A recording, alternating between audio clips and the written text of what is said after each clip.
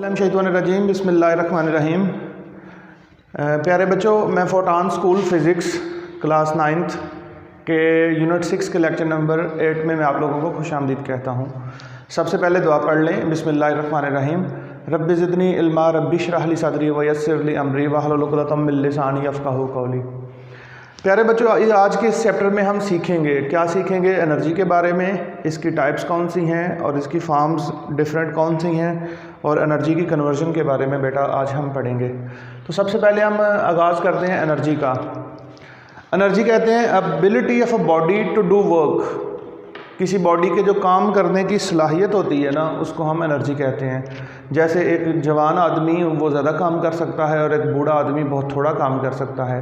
तो हम यहाँ से बात कर सकते हैं कि जो बंदा ज़्यादा काम कर सकता है उसकी एनर्जी ज़्यादा है, और जो थोड़ा काम कर सकता है उसकी एनर्जी थोड़ी है।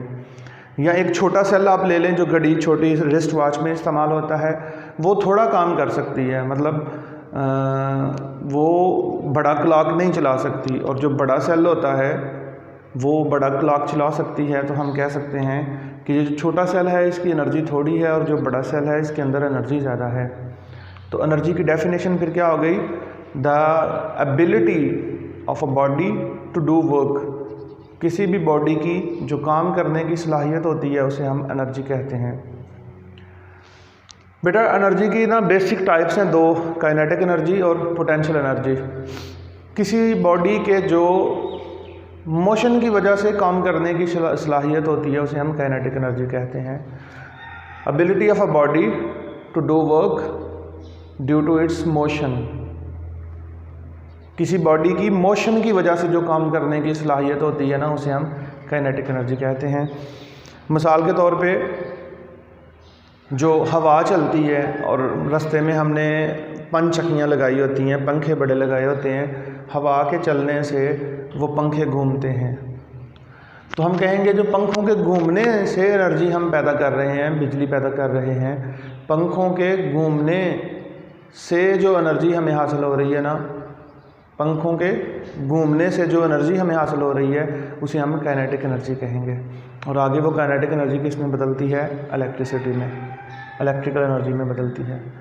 या एक नहर में फ़र्ज़ करें पानी चल रहा है, तो आप दरमियान में पहाड़ों पे जाएं ना, तो वहाँ पे उन्होंने चक्कियाँ लगाई हुई हैं, पंखे लगाए हुए हैं। पानी जब वो उनके साथ टकराता है तो उनके टकराने से क्या होता है, वो घूमती हैं, और उनके घूमने से उनके साथ उन्होंने आटा उससे पीसते हैं, या मकई जो है उससे वो पीसते हैं। तो वो एनर्जी कहाँ से हासिल करते हैं? वो पानी से हासिल करते हैं। और पानी के पास कौन सी एनर्जी होती है? वो काइनेटिक एनर्जी होती है, क्योंकि पानी चल रहा होता है, मूवमेंट में होता है, मोशन में होता है। तो हमने पढ़ा है कि जो मोशन की वजह से एनर्जी होती है वो काइनेटिक एनर्जी। इसी तरह से जो पोटेंशियल एनर्जी है, the energy of a body due to its position. किसी बॉडी में पोजीशन की वजह से जो एनर्जी होती है उसे हम पोटेंशियल एनर्जी कहते हैं। एक स्प्रिंग है, फ़र्ज़ करें, उसे हम खींचते हैं, तो अब ये जो इसके अंदर एनर्जी स्टोर हो गई है, ये उसकी पोजीशन की वजह से है। जो ही हम इसको छोड़ेंगे तो वो एनर्जी क्या करेगी? उसको वापस लाने की कोशिश करेगी। तो वो जो एनर्जी है जो उसके अंदर स्टोर हो गई थी वो पोटेंशियल एनर्जी है, क्योंकि उसकी पोजीशन की वजह से है। वो स्प्रिंग नॉर्मल पोजीशन में आ गया है तो उसके अंदर एनर्जी मौजूद नहीं है। इसी तरह से बेटा डैम का जो पानी है, डैम पहाड़ों के अंदर ऐसे प्याला नमा कोई हौज़ एक बड़ा सा बन जाता है, तो दरियाओं का पानी उसके अंदर जमा होता रहता है। तो यहाँ से फिर पानी क्या करते हैं? गिराते हैं नीचे, और रास्ते में पंखे लगा देते हैं इस तरह से। तो जब वो पानी इन पंखों के ऊपर से गिरता है तो वो घूमता है। तो इससे बेटा ये साबित होता है कि ये हाइट की वजह से इस पानी में एनर्जी है, यानी कि पोजीशन की वजह से एनर्जी है। तो हम वो उस एनर्जी को, उस पोटेंशियल एनर्जी को इस्तेमाल करते हैं काइनेटिक एनर्जी में बदलने के लिए, और फिर काइनेटिक एनर्जी इलेक्ट्रिकल एनर्जी में उसको कन्वर्ट कर देते हैं।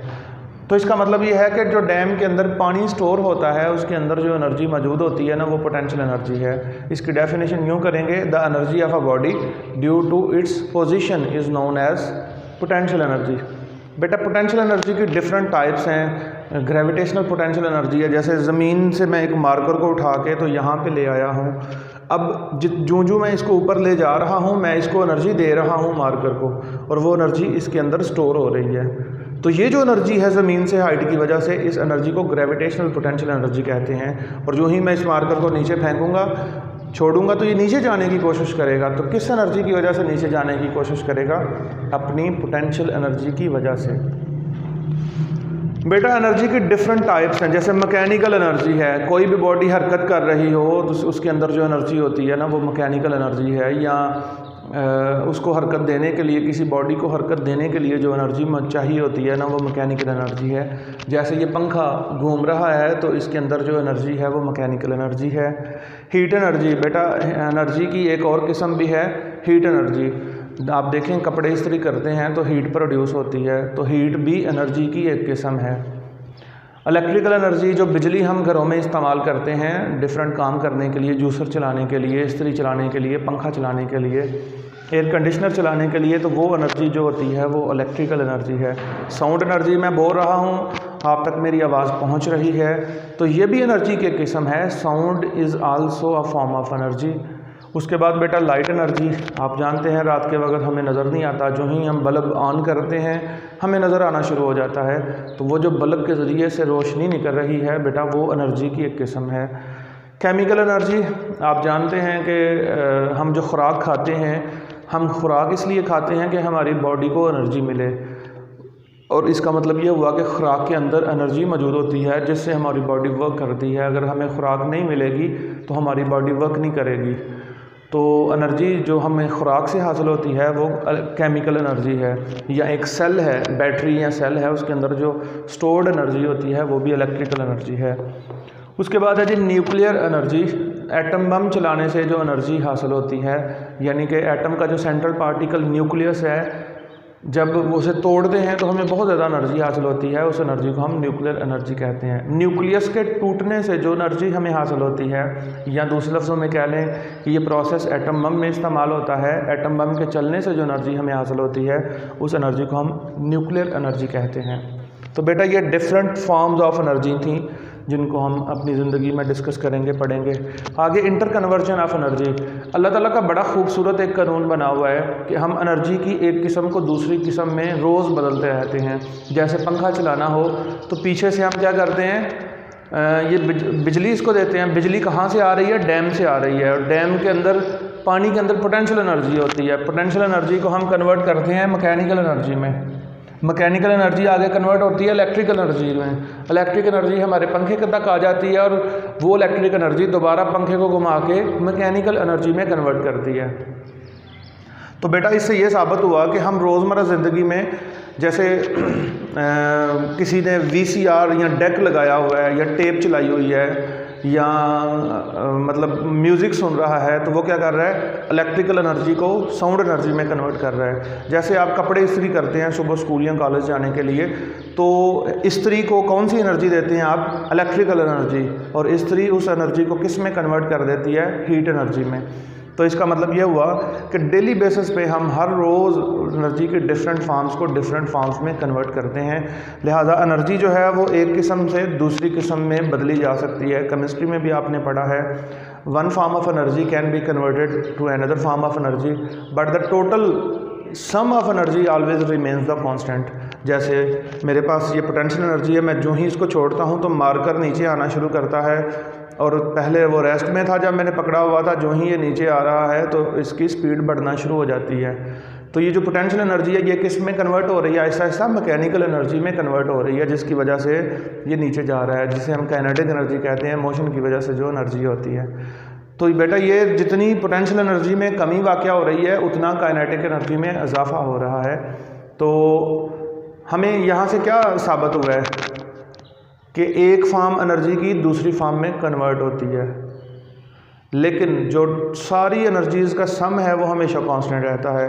इस बात को समझाने के लिए मैं ये करता हूँ कि यहाँ से ना मैं गेंद को नीचे फेंकता हूँ, जब ये नीचे ज़मीन के साथ टकराएगा जाके, ये पोटेंशियल एनर्जी थी, टोटल एनर्जी इस वक्त पोटेंशियल एनर्जी है। जो ही मैं छोड़ूंगा ये नीचे जाना शुरू करेगा, ज़मीन के साथ जो ही ये टकराएगा तो टकराने से कुछ साउंड पैदा होगी, तो इसका मतलब है कुछ पोटेंशियल एनर्जी काइनेटिक एनर्जी में कन्वर्ट हो गई, कुछ एनर्जी साउंड में कन्वर्ट हो गई। जब दो बॉडीज़ आपस में टकराती हैं तो हीट एनर्जी पैदा होती है, कुछ एनर्जी हीट में कन्वर्ट हो गई। जब ये नीचे जा रहा था हवा इसको मज़ाहमत कर रही थी, वो फ्रिक्शन लग रही थी, तो ये पोटेंशियल एनर्जी कुछ एनर्जी जो है वो कन्वर्ट हो गई फ्रिक्शनल एनर्जी में, फ्रिक्शन पे काबू पाने के लिए। तो जब गेंद को मैं इधर फेंकूंगा, इधर से फेंकूंगा तो ये टकरा के वापस यहाँ तक आएगा, जाएगा, टकरा के वापस उस पोजीशन तक नहीं आएगा। तो इसका मतलब ये हुआ कि इसमें कुछ एनर्जी ज़ाया हो गई है, और वो एनर्जी कहाँ कहाँ चली गई है। इसको वापस आने में एनर्जी कुछ लगी है, जमा हीट एनर्जी कुछ पैदा हुई है, जमा कुछ साउंड एनर्जी पैदा हुई है, जमा फ्रिक्शन पे काबू पाने के लिए कुछ एनर्जी ज़्यादा ज़ाया हुई है। अगर उन सारी एनर्जीज़ को हम जमा करें जो जो इसकी ज़ाया हुई हैं, तो वो किसके इक्वल आएगा? इस एनर्जी के इक्वल आएगा, जो कि यहाँ पे पोटेंशियल एनर्जी थी उसके बराबर आएगा। तो बेटा आज का हमारा लेसन ख़त्म हुआ। आप इस सारी डेफिनेशंस को अच्छे तरीके से याद कीजिएगा।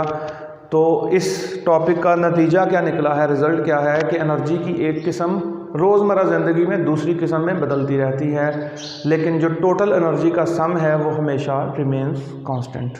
अपना बहुत सारा ख्याल रखिएगा। लेक्चर नंबर 9 में मैं दोबारा हाज़िर होऊंगा इंशाअल्लाह ताला। अल्लाह हाफिज़।